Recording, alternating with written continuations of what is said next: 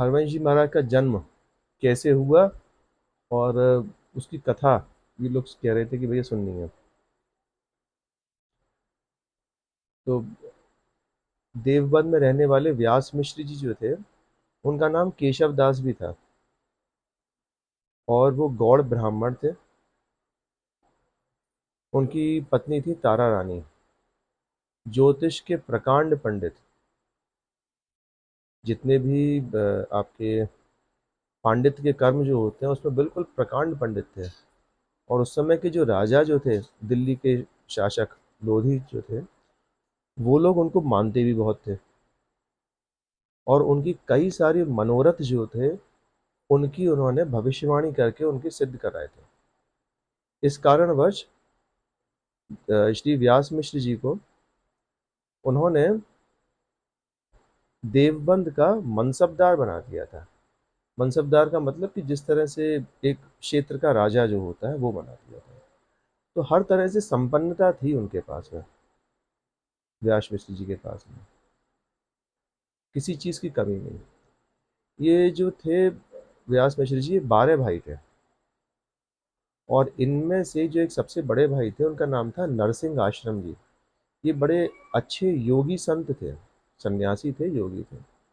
एक बार क्या हुआ कि उनका अपने छोटे भाई के यहाँ आना हुआ। तो छोटे भाई ने संत एवं बड़े भाई की तरह से उनका विधिवत पूजन किया और पूजन करने के बाद में उनका मन थोड़ा सा खिन्न भिन्न हो रहा था तारा रानी का। तो नरसिंह आश्रम जी समझिए कुछ बात है। उन्होंने पूछा कि देवी क्या कमी है, क्या बात है कि जो आपका मन उदास हो रहा है। तब उन्होंने कहा कि महाराज, आपके रहते हुए हमारे यहाँ पे एक सबसे बड़ी कमी यह है कि सब चीज़ें उपभोग के लिए हैं। हर तरह की लक्ष्मी है, हर तरह की पदवी है, कुछ भी हम कर सकते हैं, पर ये देखो कि कुल दीपक नहीं है हम लोगों के यहाँ पर। वंश की परंपरा बढ़ाना ये एक बहुत बड़ी बात होती है कि गृहस्थी का एक नियम भी है कि वंश परंपरा बढ़े। पर क्या करें कि ये सौभाग्य जो है वो आपके रहते हुए हमको प्राप्त नहीं हो रहा है हम दोनों को। उसी समय पर नरसिंह आश्रम जी अपने अ, संकल्प लिया मन में उन्होंने कि नहीं, ये कार्य तो होगा, जरूर होगा। तब वो वहां से चले गए और वन में जाके अपनी तपस्या में लग गए। तपस्या में उन्होंने देखा कि तारा रानी के गर्भ में एक बहुत ही ज्योतिर्मय पुंज जो है वो प्रकाशित हो रहा है। वो समझ गए अभिप्राय कि भैया कहीं ना कहीं किसी न किसी तरह से कोई शुभ संकेत मिलने वाला है। वो तारा रानी के पास में गए और वहां पर तारा रानी की परिक्रमा करी और वहां से आ गए। अब इसी समय से, समय के क्रम से आगे बढ़ते बढ़ते व्यास मिश्र जी बादशाह के साथ में यात्रा पर थे और तारा रानी का प्रसव का समय आ गया। तो मथुरा मंडल में ही बाद ग्राम नाम की एक बड़ी सुंदर जगह है, वहां पर उन्होंने विश्राम कराया तारा रानी को। तो हुआ क्या वहां पर कि जब कोई अद्भुत घटना घटने वाली होती है तो प्रकृति जो है उसके सारे संकेत जो है वो दे देती है, शुभ संकेत देती है। तो हरवंश महाप्रभु के प्रादुर्भाव से पहले शुभ संकेतों का ही सिलसिला शुरू हो गया। वहां पर कहते हैं, उखटे वृक्षन पल्लव नए, कि तरह तरह के वृक्षों में जो है वो नए नए पल्लव जो है वो आ गए। निर्जल सरोवर सजल भये, जो सरोवर निर्जल थे वो सारे के सारे जो है वो भर गए। हर किसी ब्रजवासी के मन में पता नहीं कोई एक अजीब सी जो थी उत्सुकता, आनंद का उत्सव मनाने की चेष्टाएं होने लगी कि भैया कोई उत्सव जो है वो मनना चाहिए। तब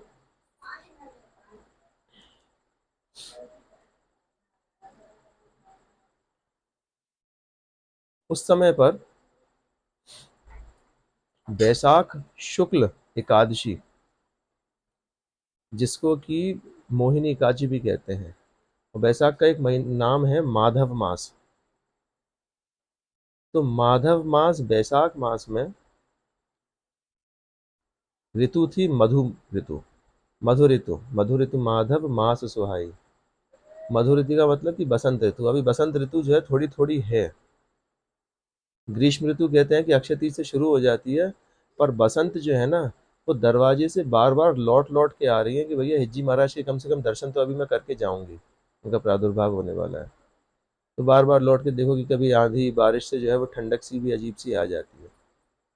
तो मधु ऋतु माधव मास सुहाई, उस महीने में, मधु ऋतु माधव मास में वैशाख शुक्ल एकादशी के दिन हरवंश महाप्रभु अरुणोदय के समय पर अनुराधा नक्षत्र में उनका प्रादुर्भाव हुआ।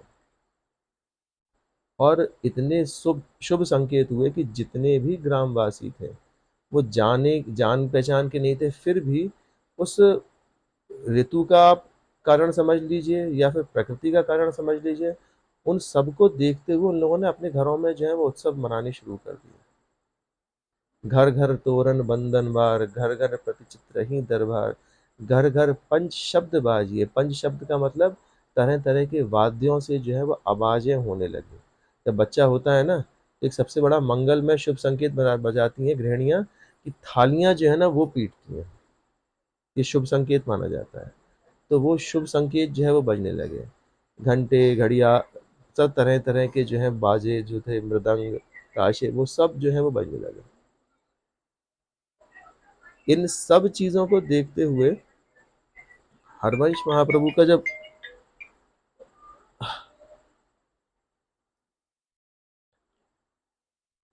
प्रादुर्भाव हुआ, उस समय पर, जब किसी, आप ये सोचो कि वंश में अभी तक कुछ नहीं है और उस समय पर कुल दीपक जो है वो बन गया, तो कितना आनंद का समय रहता होगा।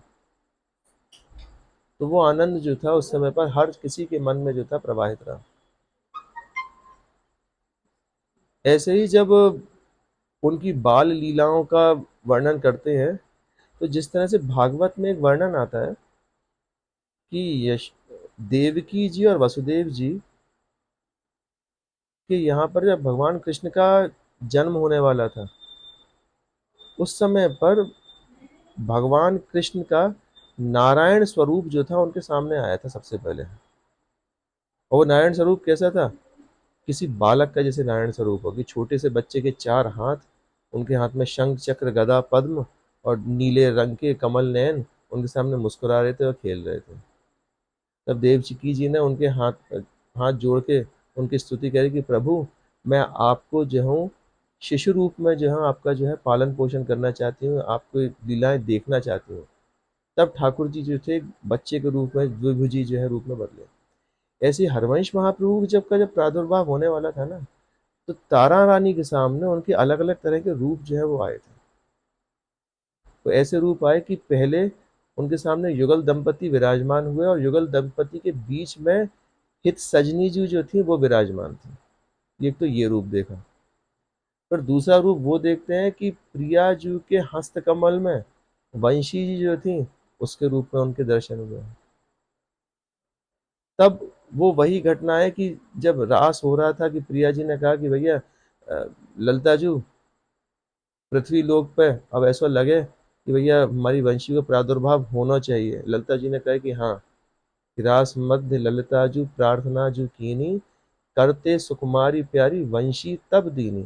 कि प्रिया जी ने अपनी वंशी जो थी वो दी। और वंशी देने के बाद में जब वो लोग, उनका जी महाराज का अवतरण हुआ यहाँ पर, तो वही सखी स्वरूप और वही वंशी स्वरूप अब जो है एक शिशु के रूप में जो था, तारा रानी के हस्तकमल में जो था, गोद में जो खिलखिला रहे थे। उनका नाम दिया क्या उस समय पर? हित चंद्रमा, हित चंद्र उनका नाम रखा गया। अब सबसे पहले क्या होता है कि बच्चा जब होता है तो माँ का सबसे पहले जो है वो दूध पान करता है, दूध पान। अब हरवंश महाप्रभु वो नहीं करें दूध पान, इनकी एक अलौकिक कोई लीला चालू हो गई वहां पर। छोटे से शिशु के रूप में है, रोवे भी हैं और दूध पान भी नहीं करें अपनी मैया को। तब प्रिया जी से और लाल जी से तारा रानी ने फिर से आग्रह किया कि महाराज आप प्रकट हो। तो वे दोनों प्रकट हुए हैं। उस समय की लीला क्या हुई कि प्रिया जी ने अपनी गोदी में हिज्जी महाराज को लिया और अपनी भाल की बेंदी जो है उनके मस्तक से छुपाई और उनके कंठ में जो है वो कंठी पहनाई। लालजू ने क्या किया कि अपना कस्तूरी तिलक से, अपने ही कस्तूरी तिलक से हिज्जी महाराज के तिलक किया है। जब ये दोनों हो गए तब उन्होंने तारा रानी की गोदी में दोबारा से जो है हिज्जी महाराज को दिया। तब हिज्जी महाराज ने प्रथम बार जो था अपनी मैया को दूध पान जो है वो किया। तरह तरह की लीलाएं जो होती है ना, वो उन्होंने छोटी सी उम्र में ही कर ली। बड़े बुद्धि से, लीलाओं से ऐसे सर्वगुण संपन्न थे ना, हर तरह से सर्वगुण संपन्न थे। अपने मंगल में कहवे ना कि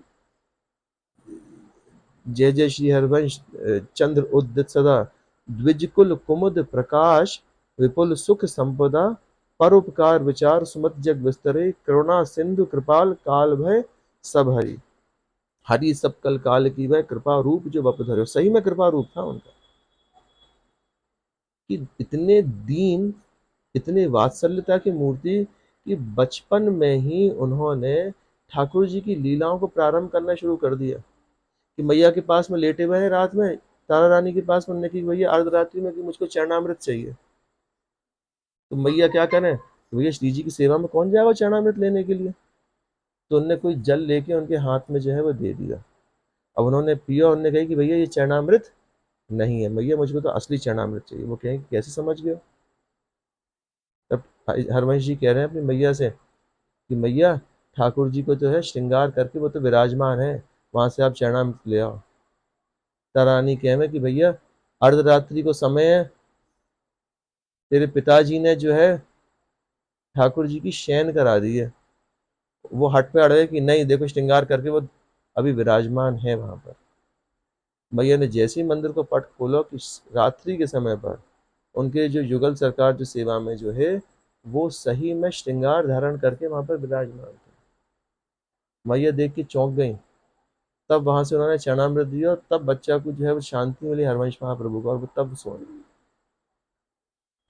बचपन से ही ऐसी प्रियालाल की युगल लीलाओं में उनका इतना आनंद से भरा हुआ था कि वो जब बच्चे जो होते थे ना वहां पर उनके आसपास के खेलने वाले, उनको ही नील पीत वस्त्र पहना के रासलीला का मंचन करते थे। कभी लता पताओं को नील पीत पहना के जो है रासलीला का मंचन कर रहे हैं। एक बार की बात कि पता नहीं क्या आनंद उल्लासित भय, एक उनके बगीचे में कुआं हो, वह कुआं में जो है वो कूद पड़े। ओ भैया, कुआं में कूदते ही मान जो है हल्ला मच गया पूरे देवबंद में कि भैया बच्चा जो है कुआं में गिर गया है, गिर गया है। पता पड़े कि कुआं में से तो जल जो है वो स्वतः ही ऊपर आता जा रहा है। अपने हाथ में हरवंश महाप्रभु एक सुंदर सी ठाकुर जी का विग्रह लेके जो है वो बाहर निकले। उनका नाम है राधा नवरंगी लाल जी। और सही में नवरंगी लाल है, इतने सुंदर, इतने सुंदर, आज भी जो है वो देवबंद में विराजमान है। वो उनकी प्रथम सेवाएं। तो तरह तरह की लीलाएं उन्होंने उसी समय पर करनी शुरू कर दी थी। और ये जो कहवे ना कि जब दृढ़ता मन में आवे तो प्रकृति अपने आप ही सुगम हो जावे। जब अपने गृहस्थ कर्मों से, जब उनके मन में थोड़ा सी विरक्ति आई तो वो वृंदावन की तरफ चल पड़े। और वृंदावन की तरफ जब चले तो रास्ते में ही चिरथावल में श्री जी ने उनको जो है वो स्वप्न दिया है। और स्वप्न देने के समय पर एक आत्मदेव ब्राह्मण को भी जो है उन्होंने आदेश किया कि भैया मैं, मेरा जो है वृंदावन जाने को मन है।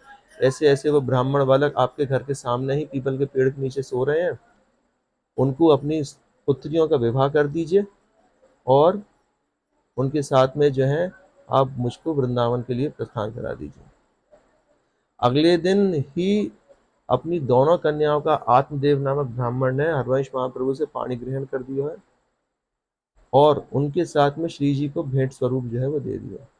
कभी कभार देखिए मंदिर में कोई कोई जयकारे लगावे कि दहेज के ठाकुर की जय, कि दहेज में जो है ठाकुर जी मिले। तो सेवा के स्वरूप में ही जो थे वो दोनों उनकी कन्याएं उन्होंने हरवंश महाप्रभु के अनुगत कराई, और वहां से वृंदावन के लिए 2 डोले चले। एक डोले में तो कृष्णदास जी और मनोहरी जी विराजमान हुए, और दूसरे में हिज्जी महाराज और उनके ठाकुर जी श्री जी जो है वो विराजमान हुए। वो जब वृंदावन में आए हैं, वृंदावन के शुभ संकेत देखे कि हाँ भैया वृंदावन पहले तो किसी ने देखा नहीं था, सबसे पहले जब आए हैं तो यमुना जी के किनारे किसी एक ऊंची ठौर पर, मदन टेर जिसका नाम है, वहां पर वटवृक्ष के नीचे राधा वल्लभ लाल को विराजमान किया है। वहीं पर सारी लीलाएं गान करी हैं यमुना जी के पास। सबसे पहले अष्टक गायो, फिर चतुरासी जी के तरह तरह के जो है उन्होंने जो है वो पदों की रचना करी वहाँ पर। सारे जितने भी ब्रजवासी लोग हैं, जो यहाँ के राजा जो है नरवाहन, उनको दीक्षा दीनी, और उन लोगों ने एक तीर कमान दे के वहां से कहा कि महाप्रभु आप जो है या तीर चलाओ, जहां पर जाके ये तीर गिरे वो वहां तक की भूमि जो है वो आपको भेंट करें। तो तत्काल में जहाँ पर ये गोविंद घाट है, इसका नाम जो है वो चीर घाट नहीं तीर घाट है। वहां पर जाके वो तीर गिरो और वहीं पर महाप्रभु ने अपना रास मंडल बनाया। सर्वप्रथम हरवंश महाप्रभु ने रास लीला का अनुकरण ब्रजवासी बच्चों के साथ में जो है वो शुरू करवाया। जैसी राजभोग आरती हो जाती कि निकुंज की लीलाओं का अनुकरण, रासलीला अनुकरण वो उनने शुरू करवाया। आज भी देखा होगा कि निकुंज में जब भी रासलीला हो तो वहां में 2 चीज हो में, सबसे पहले बच्चा जो रासलीला करें वो एक निकुंज की लीला को एक छोटा सा पार्ट करें, जहाँ में कि सखियां कह रही हैं कि आओ प्रियाजू नित्य रास मंडल को समय हो रहा है, तो वो निकुंज वाला रास है। बाकी शुरुआत हरवंश महाप्रभु ने करी, और इतना सुंदर भाव हो वहां में कि वह समय पर जो हरवंश जी, हरिराम व्यास जी और स्वामी हरदास जी, वो वहां पर जब विराजमान होते उस रासलीला में, तो जो लीला का अनुकरण हरवंश महाप्रभु सबको दिखा रहे हैं, वाक्य ऊपर व्यास जी जो है उनकी लेखनी बड़ी अच्छी, तो वो तुरंत के तुरंत पद लिख दे रहे हैं, और उन्हीं पदन को जो है स्वामी हरदास जी जो है वो तुरंत के तुरंत गान करके उनकी सेवा समर्पण कर रहे हैं। तीनों में इतना प्रेम और अभिन्नता, अपने अलग अलग पार्ट जो है सभी ने पकड़ रखे थे कि एक भैया रासलीला का अनुकरण करा रहे हैं, व्यास जी उसको देख के पद लिख रहे हैं, और हरिदास जी जो है उसको गान कर रहे हैं। ये सारी चीजें इतनी मिली जुली थी, और इसी तरह से वृंदावन की उपासना, नित्य विहार की उपासना जो है वो होती। अब समय बीत तो गया और सभी लोग वृंदावन में आते गए, भीड़ बढ़ती गई, तब जाके ये धीरे धीरे धीरे धीरे धीरे हरवंश महाप्रभु उसी रास मंडल पर सदेह प्रिया जी की रासलीला में जो था उनका अंतर्ध्यान भी हो गया। पर उनकी जितनी भी लीलाएं हैं उन सब में समझने की बात यह है कि उनका स्वरूप, जैसे कि नाभादास जी द्वारा लिखित उनका जो चरित्र जो है ना वो इतना सुंदर है, उसमें सारे रहस्यों को नाभादास जी ने प्रिया जी की कृपा से ही उनके भक्त का चरित्र जो है वहां पर लिख दिया उन्होंने। नाभादास जी को एक अलौकिक शक्ति उनके गुरु ने दी थी कि आप जिसका भी स्मरण करेंगे उनका चरित्र जो है आपके सामने आ जाएगा। हरवंश महाप्रभु का चरित्र के लिए जैसे ही वो स्मरण करें उनके आगे कुछ भी ना आवे। गुरु जी के पास में गए, गुरु जी ने उससे पूछा कि क्या करें महाराज, आपकी दी हुई शक्ति तो लगा काम ना कर रही है। अब तो गुरु जी ने कहा कि भैया ये निकुंज की सखी हैं, ये तो हमेशा प्रिया जी के चरणार विंदन में रहे में, तो भैया इनको ढूंढना हो तो प्रिया जी की जो है उपासना करो। जब प्रिया जी को समझ लोगे तब जाके जो है वो वहीं पर ही मिलेंगे। तब प्रिया जी की कृपा भई नाभादास जी पे, तब उनने लिखा है हरवंश महाप्रभु के बारे में कि श्री राधा चरण प्रदान हृदय अति सुदृढ़ उपासी, कुंज केली दंपति तहाँ की करत खवासी, सर्वस्व महाप्रसाद प्रसिद्धता के अधिकारी, विधि निषेध नहीं दास अनन्य उत्कृत व्रतधारी, व्यास सुवन पथ अनुसरें सोई भले पहचानी है, श्री हरिवंश गोसाई भजन की रीत सकृत कोई जानी है। ये 5-7 लाइनों में प्रिया जी की कृपा से ही नाभादास जी ने पूरा का पूरा अन्यता का जो सागर जो था ना हरवंश महाप्रभु के चरित्र में, वो सब को समाहित कर दिया एक साथ में। कि सबसे पहले क्या कह रहे हैं कि श्री राधा चरण प्रधान हृदय अति सुदृढ़ उपासी। देखो, अभी तक का जो समय जो था ना, वो समय हरवंश महाप्रभु के प्रादुर्भाव से पहले इस तरह का था कि भगवान कृष्णचंद्र की उपासना जो थी वो वेदों का सार बता दिया गया था। अब नदी तो बह रही है किधर की तरफ? कृष्ण की तरफ। सुदृढ़ता दिखाते हुए हरवंश महाप्रभु ने नदी के बहाव के जो है उन्होंने उल्टा तैरना जो है वो शुरू किया। क्या? वो ये कृष्ण नहीं, प्रिया जी के चरणारविंद जो है उसकी उपासना करनी। राधा चरण प्रधान हृदय अति सुदृढ़ उपासी। वो सुदृढ़ता किस चीज की थी? प्रिया जी के चरणों की प्रधानता की। भैया मेरी स्वामिनी कौन है? प्रिया जी। तो वो जब मेरी स्वामिनी है तो मैं उनके ही चरणों की उपासना करूंगा, मुझे दुनिया से मतलब नहीं है। दुनिया कहती रहे कि भैया कृष्णम वंदे जगत गुरुम, कृष्ण सब कुछ चीजें, हाँ सब कुछ है, पर वो मेरे स्वामिनी के सब कुछ है, और मेरी जो है पूरी तरह से मेरी स्वामिनी है। वो सुदृढ़ता जो है उन्होंने दिखाई।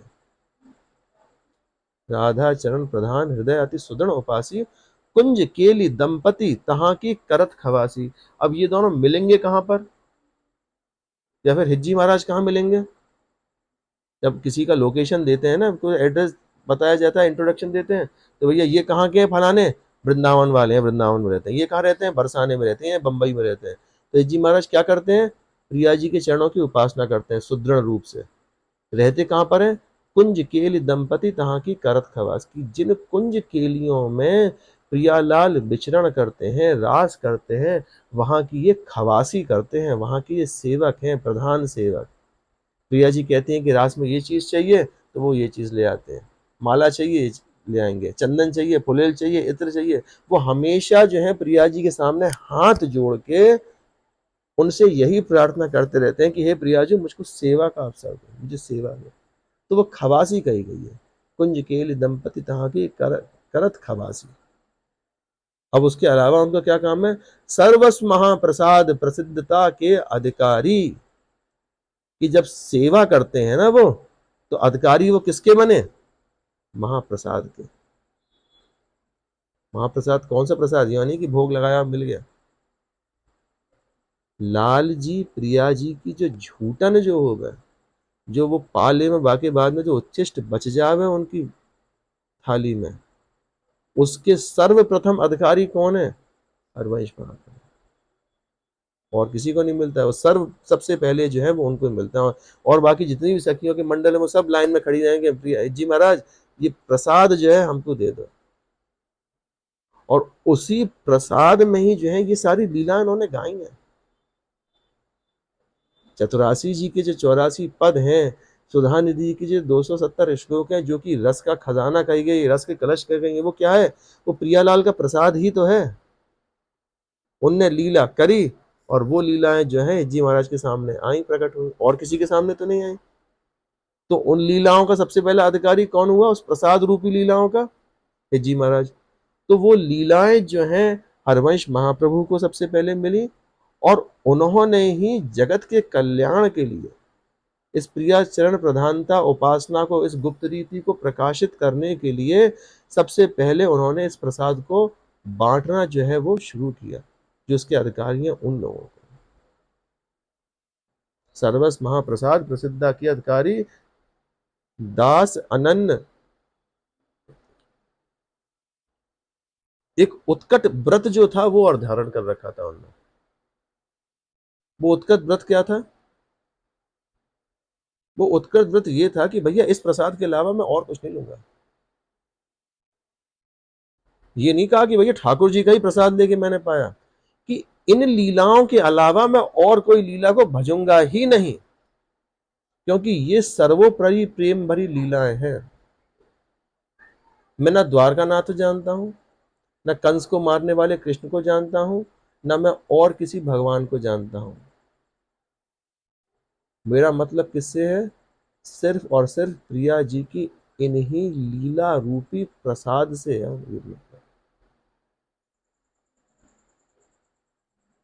और ये लीला रूपी प्रसाद कैसे प्राप्त होता है? उन्होंने ये भी कह दी कि रहो को काहू मन ही दिए, मेरे प्राण नाथ श्री श्यामा शपथ करहूं तृण छिए, वो उत्कृत व्रत ये था उनका कि उन्होंने क्या कहा कि भैया मेरे प्राणनाथ जो है ना वो कौन है, श्यामा श्याम है।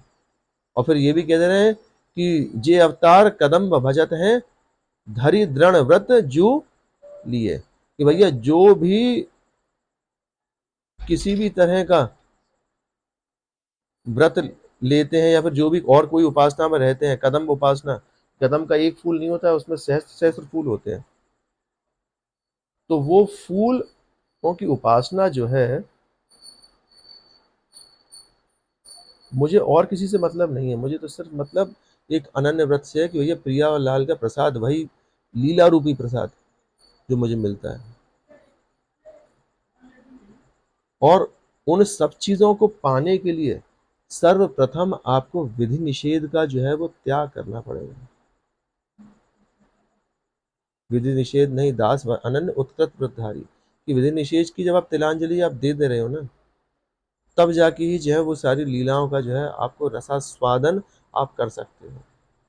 अब देखो विधि निषेध का मतलब क्या हुआ कि जितने भी शास्त्रोक्त विधान जो हैं उनकी तिलांजलि नहीं देना। क्यों कहते हैं भैया राधा वल्लभ भी जो हो मैं सबके सब जो हो मैं, वो जितने भी शास्त्र विहित कर्म जो होते हैं उनकी तिलांजलि दे ना भैया, तिलांजलि नहीं दी गई है किसी भी तरह से। इस तरह से कर्मों को करना, इस तरह से सेवा करना कि वो जितनी भी वेद वेदांग और शास्त्रोक्त कर्म जो है ना वो उसी सब में आ जाए कोने में। कि भैया जो कहवे ना कि जब ग्रहण पड़े तो कहीं कहीं पे जो है दर्शन खोल दे में, पर राधा वल्लभ लाल वाली जो है वो दर्शन ना खोले, इनकी पूर्ण रूप से नित्य विहार की उपासना नहीं है। क्यों नहीं है भैया? वो देखो शास्त्र का धर्म क्या कहता है कि भैया उस समय ना कोई स्पर्श स्पर्श का भेद रहता है, ठीक है, वो एक कोने में रख दी वाली बात। और उसमें भी नित्य विहार का एक ऐसा स्वरूप हो रहा है जिसको कि कोई पहचान ही नहीं पा रहा है। श्री जी की एक अलग तरह की शैया लीला जो है वो चल रही है, शैया विहार लीला, जिसमें कि आज उनको समय मिला है पूरे पूरे 24 घंटे का, 12 घंटे का। तो ये सूते लग गए, अब कोई भी नहीं जा रहा है अंदर वहां में। तो वो कर्म बंधनों को इस तरह से, वो शास्त्रोक्त बंधनों को उन्होंने इस तरह से प्रस्तुत किया कि भैया वो टूटे भी नहीं और वो सारी की सारी उपासना में जो है सम्मिलित भी हो जाए। तभी तो कह रहे हैं श्री हरिवंश गुसाई भजन की रीत सकृत कोई जाने, कि भैया कोई उनके मार्ग का उसका अनुसरण करे, उनके मार्ग का, तो ये स्वतः ही वो अपने आप ही सुदृढ़ बन जाएगा। और सुदृढ़ बनेगा तो उसको प्रसाद रूप में जो है उनकी प्रियालाल की लीलाएं जो है वो मिलनी शुरू हो जाएंगी अपने आप ही। और जब लीलाएं मिलेंगी उनको, तब हरवंश महाप्रभु की भजन की रीत जो है वो भी समझ पाएगा कि क्या भजन की रीत है। ये नहीं है कि सिर्फ माला ही खींच रहे हैं वही भजन की रीत है, वो भजन की रीत ये नहीं है। एक भजन तो हम लोग जो जानते हैं वो होता है कि भैया माला लेके बैठे, वो हमने किया, उससे क्या हुआ कि आपका बुद्धि जो है वो सिर्फ मन में लगी रही, कर्म आप कर रहे हैं। और हम चाहते हैं कि भैया ऐसा भजन हो कि जिसमें कि पांचों इंद्रियां जो है वो तन्मयता से प्रभु के भजन में लगी रहे। उसके लिए क्या करना पड़ता है? उसके लिए करना पड़ती है सेवा। जो सेवा करते समय का भजन जो होता है ना, वो सबसे ज्यादा उच्च कोटि का भजन कहा गया है। क्यों? क्योंकि उसमें आप आंखों से उनको देख रहे हो, कानों से आप उनको सुन रहे हो, बोल क्या रहे हो, उनका ही नाम ले रहे हो, हाथ किस लिए कर रहे हो, उनकी सेवा के लिए कर रहे हो, पैर किस लिए कर रहे हो, उनकी सेवा के लिए, दौड़ भाग करने के लिए। पूरा का पूरा शरीर शरीर जो है आपने तन्मयता से जो है प्रभु के नौछावर कर दिया। तो जो उस समय का जो भजन है वो सबसे ज्यादा जो है वो प्रगाढ़ होगा। प्रभु के लीलाओं का चिंतन, प्रभु का श्रृंगार का चिंतन, प्रभु के भोग का चिंतन, प्रभु की राग का चिंतन, वो तीनों चिंतन जो है आपके मन में जो है वो बसे रहेंगे। और उस समय का भजन जो है वो सबसे अच्छा रहेगा। वैसे तो भजन हर तरह का अच्छा होता ही है, चलते फिरते भी आप नाम लीजिए तो वो आपका काम करेगा। दुर्दास जी कहते हैं ना कि कैसे हु हरि नाम ले, सोवत हसत अजान, ऐसे ही को देत हैं उत्तम गति भगवान। कि किसी भी तरह से प्रभु का नाम ले लो, वो प्रभु गति देंगे ही देंगे आपको उनके अपने चरणों में। पर अच्छा कब वो माना जाएगा? हम्म जब उनकी उनको सेवा का मतलब तन्मयता से उनकी सेवा में आप लगे हुए हैं। देखना भी उनको, सोचना भी उनको। जब सेवा में हो तो भैया सोचोगे किसको? कैसे मुकुट को धराएं, किस तरह से वंशी जी धराएं, किस तरह से कुंडल रखें, किस तरह से हार उनको धारण कराएं, किस तरह से पोशाक पहनाएं, किस तरह से सोहनी लगाएं, किस तरह से उनके सुंदर सुंदर जो उनके जल भरने के पात्र हैं उसके अंदर जल भरें, सुगंधित जल भरें, कैसे उनके लिए भोग पकवान जो हैं वो बनाएं, किस तरह से भोग उनके सामने गाएं, किस तरह से उनकी लीलाओं का उनके सामने गान करें। तो भोग राग श्रृंगार इन तीनों में संलिप्त रहते हुए अपनी इंद्रियों में संलिप्त रखोगे ना, और नाम लेते रहोगे, उनका स्मरण करते रहोगे, वो सबसे उच्च कोटि का भजन है। इसलिए भैया भजन इस तरह से कहा गया है, यही अनन्यता बताई गई है। और इस चीज का चित्रण जो है सबसे अच्छा जो है वो हरवंश महाप्रभु ने किया है। आज की बात तो यहीं पे अंत करेंगे, पर कल के लिए मन में एक भाव और आ रहा है कि हिज्जी महाराज का जो प्रादुर्भाव जो हुआ ना, किन कारणों से हुआ, उसके बारे में बात करते हैं। ठीक है, कि किन कारणों से ये हित तत्व का प्राकट्य जो है वो हुआ। कुछ ना कुछ ऐसी बातें होती हैं सर्वसाधारण जन साधारण, जिस कारण से कोई ना कोई घटना होती है। तो उस बारे में कल बात करते हैं। देशी राज बंद कर दो भैया, तो आंखों में बहुत तेज लग गई।